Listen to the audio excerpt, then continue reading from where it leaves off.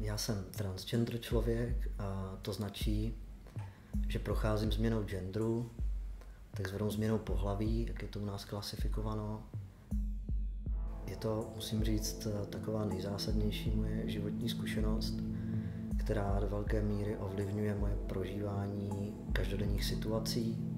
Musím říct, že teda já tuto zkušenost nevnímám jako nějakou jednorázovou událost, nějakou tlustou čáru za minulostí nedělám, nemůžu říct, že bych byl teď někým jiným, než kým jsem byl předtím, než jsem zahájil hormonální terapii, kterou teďka procházím.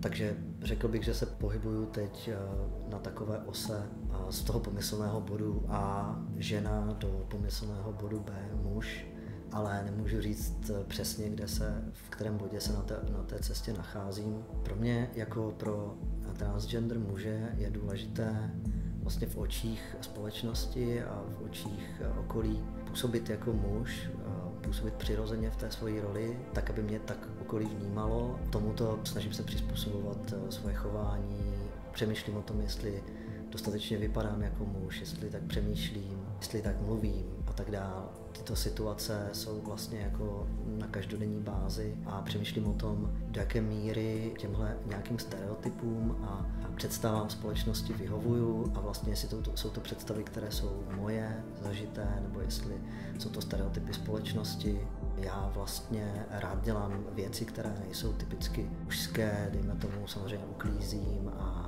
rád cvičím jogu a chodím na kurzy, kde většina ostatních cvičitelek jsou holky, tak se nad tím pozastavuju, do jaké míry je vlastně nutné těm mužským stereotypům vyhovovat. Říkám si, jestli existuje nějaká zkouška nebo nějaký test, kterým bych měl projít, abych si řekl, ano, tak teď jsem prostě vyhověl tomu, abych vypadal tak, jak vypadám, působil tak, jak bych chtěl působit.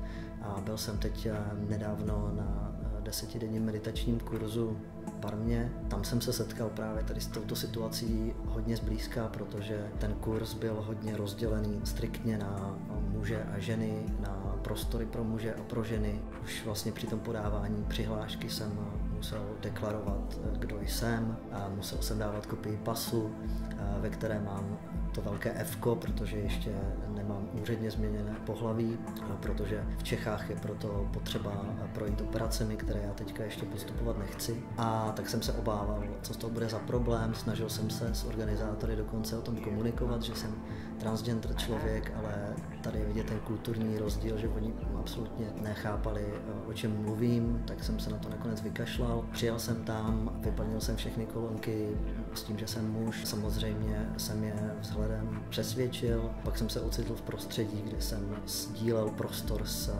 dalšími desítkami chlapů ve společných sprchách, společné ložnici, ve společné meditační místnosti, že jediným soukromím byla moje moskytiéra. To nebylo moc snadný, bylo to celkem náročný a říkal jsem si, vlastně když to skončilo, tady ta meditace, že to byl celkem jako ten poměrně náročný test. Můžu se teďka jakoby odškrtnout a říkám si vlastně, ale do jaké míry to svědčí o tom, jak já se vnitřně cítím, jestli se vnitřně cítím dostatečně jako muž nebo ne.